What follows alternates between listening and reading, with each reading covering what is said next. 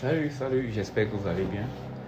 Aujourd'hui, on va regarder qu'est-ce qu'un test d'intégration et comment et pourquoi les utiliser. Donc, qu'est-ce qu'un test d'intégration? Donc, lorsque vous faites du test logiciel, de façon générale, il y a ce qu'on appelle les tests unitaires, les tests d'intégration, les tests end-to-end, les tests d'acceptance. Donc, nous, dans cette vidéo, on va regarder ce que c'est qu'un test d'intégration. Donc, alors, ici, pour mieux comprendre ce que c'est qu'un test d'intégration, il faut comprendre d'abord que lorsque vous faites du test, il y a ce qu'on appelle des niveaux de test. Donc, au plus bas niveau, on a les tests unitaires, un peu comme dans la pyramide de tests. Après, on a les tests d'intégration, on a les tests système et on a les tests d'acceptance. Lorsqu'on parle de niveau, on fait référence à la taille, soit la taille si c'est au niveau unitaire. Intégration, on va dire que la taille du code est un peu plus grand. Le système, ça prend tout le système et l'acceptance et la validation de ces trois niveaux-ci. Donc, pour ce qui est des tests d'intégration, la définition d'un test d'intégration est l'inverse de ce que c'est qu'un test unitaire. Donc, un test unitaire, on sait que c'est un test automatisé qui vérifie un petit bout de code qui est appelé unité, qui le fait de façon rapide. Et c'est une forme de test automatisé que nous écrivons, voilà, pour tester notre code. Ça, c'est ce que c'est qu'un test unitaire. Mais un test d'intégration qui est l'inverse, c'est tout ce qui n'est pas unitaire. Donc, on va dire le test d'intégration, c'est l'inverse d'un test unitaire. Donc, première chose, si c'est l'inverse d'un test unitaire, ça veut dire que le test d'intégration, oui, il est automatisé, mais il ne vérifie pas un petit morceau de code. Donc, le morceau de code qu'il va vérifier, c'est un test qui vérifie un morceau de code plus grand. OK, qui sera moins rapide qu'un test unitaire et qui n'est pas complètement isolé. Donc ici, quand on dit que le test unitaire, le fait est souvent on va dire le test unitaire fait le test isolé, il fait le test est isolé, pardon, d'accord, parce qu'on va utiliser des MOOC ou des W pour pouvoir tester. Le test d'intégration, il n'est pas complètement isolé. Donc, les tests peuvent se faire en parallèle. Donc, on reviendra pourquoi ça se fait en parallèle. Donc, sur la partie unitaire, on va regarder un peu ce schéma pour mieux comprendre le test d'intégration. Si vous êtes sur un test unitaire, vous avez ici un code, ok? On va dire un programme. Vous avez ici un programme. Et le programme a le code A, le code B, le code C, le code D et le code E. Ok. Faire du test unitaire, c'est d'écrire les tests pour le code A, test code A, écrire les tests pour le code C, écrire les tests pour le code D et ainsi de suite. Donc vous testez l'unité ici, vous testez cette unité et vous exécutez ça. Donc on remarque que chaque test ici est isolé parce que chaque test est dans son bloc. D'accord. Donc pour le test d'intégration qui n'est pas complètement isolé, vous êtes dans ce cas. D'accord. Donc on a ici un programme. D'accord. Le programme a des blocs de code. Donc, il a le code A, le code B et le code C. Il a le code D et le code E.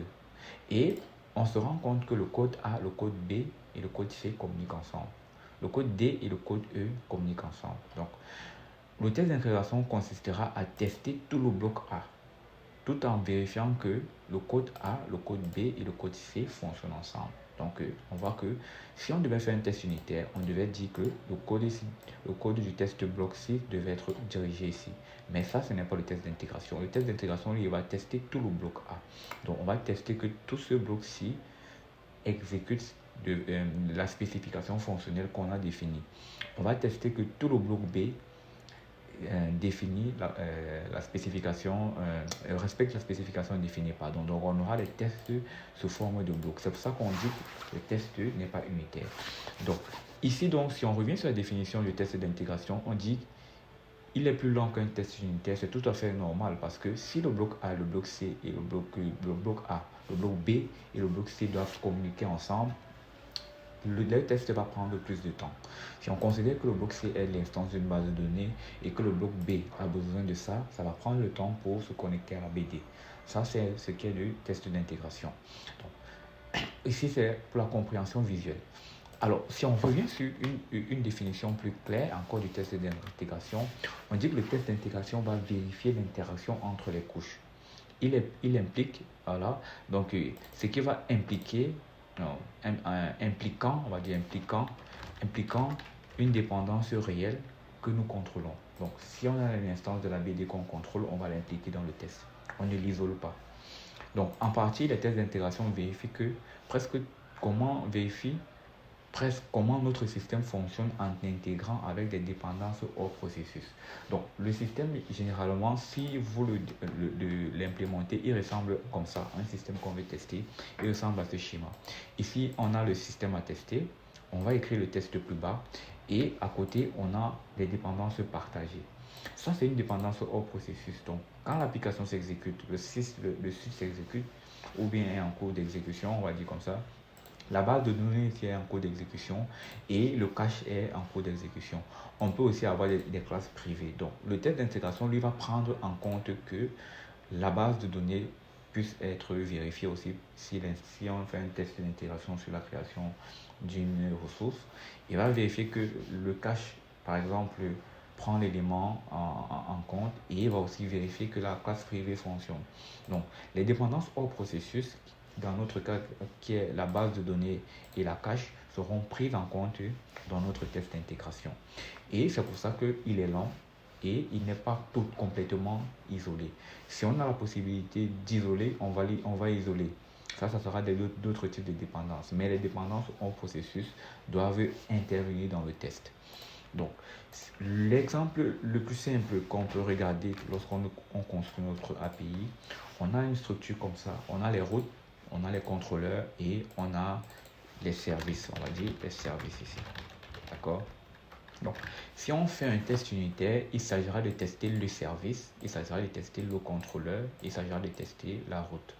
Donc, le test d'intégration pour une route, ça peut être prendre tous ces éléments en même temps. Donc, tester toute cette route-ci.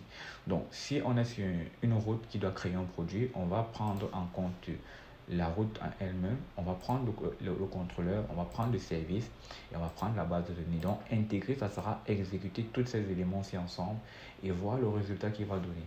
D'accord?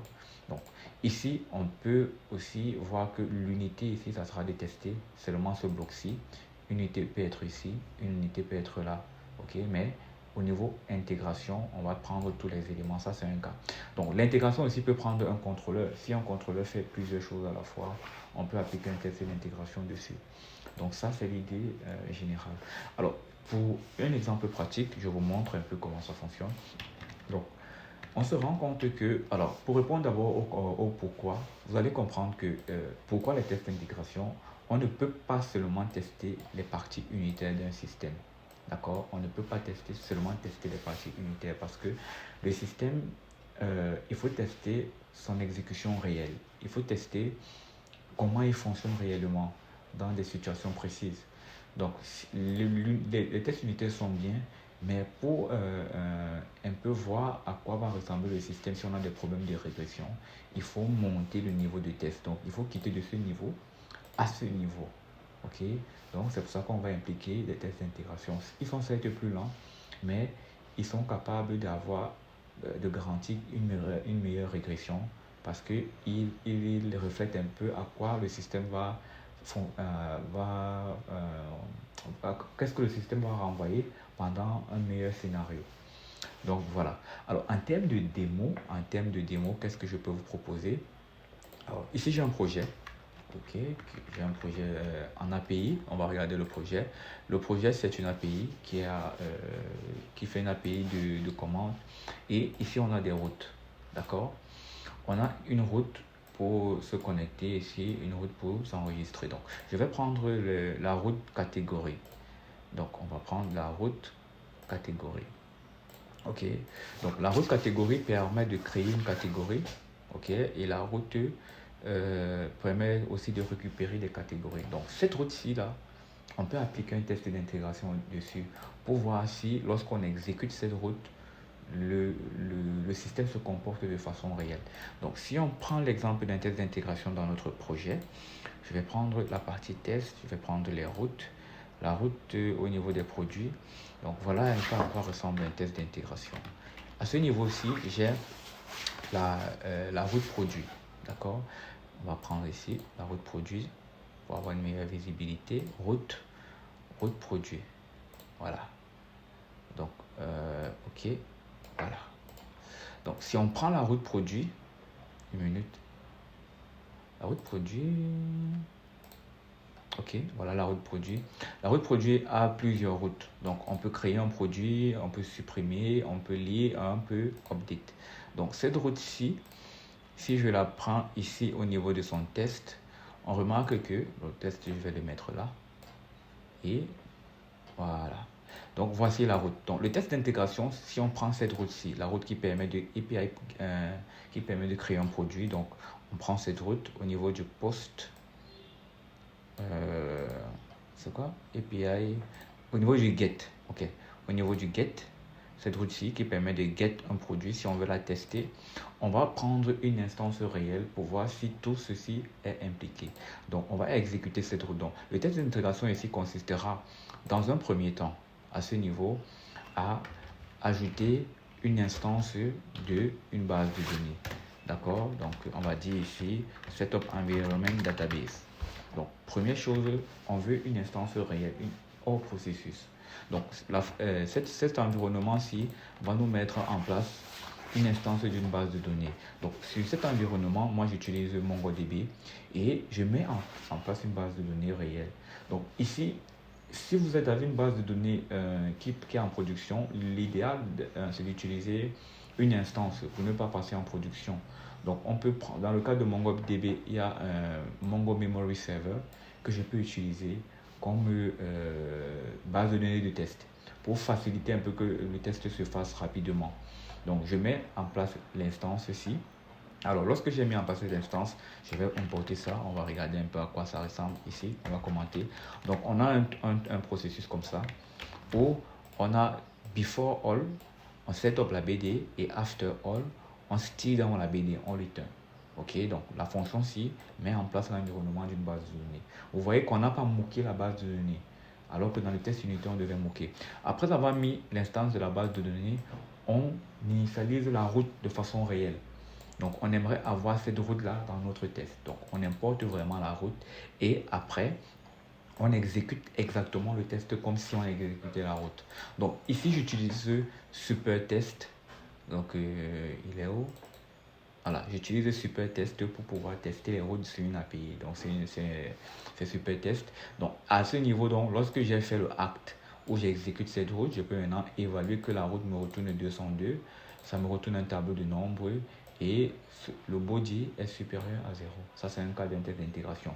Si c'est le cas où on veut récupérer un produit qui n'existe pas, voilà. Donc ici, vous allez remarquer que le test, il va s'exécuter en parallèle. Donc après avoir exécuté cette instance-ci, si on lance un autre test, d'accord, il est possible que le test qui est fait exécuter en amont, OK, ces informations sont répercutées dans le test qui s'est exécuté en aval. Donc, c'est pour ça qu'on va dire qu'il est possible que les tests se fassent de façon parallèle. Donc, je vais trouver d'autres exemples assez cohérents pas sur des routes. On verra sur une fonction qui implique des tests d'intégration. Donc, je vous donne rendez-vous dans une prochaine vidéo pour voir à quoi ressemblera le test d'intégration lorsqu'on va l'implémenter de façon réelle. Donc, bonne journée.